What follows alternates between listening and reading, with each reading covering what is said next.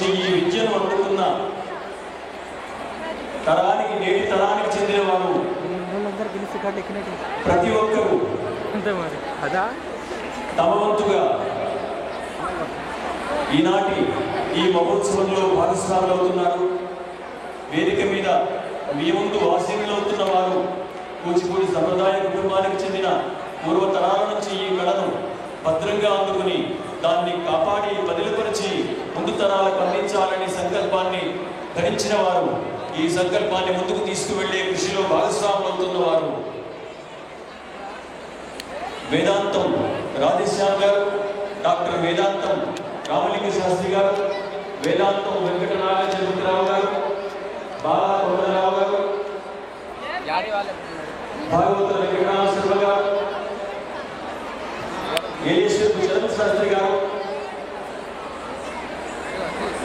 BVD Bhavani గారు, వీరంతా తాడేపల్లి సత్యనారాయణ గారు,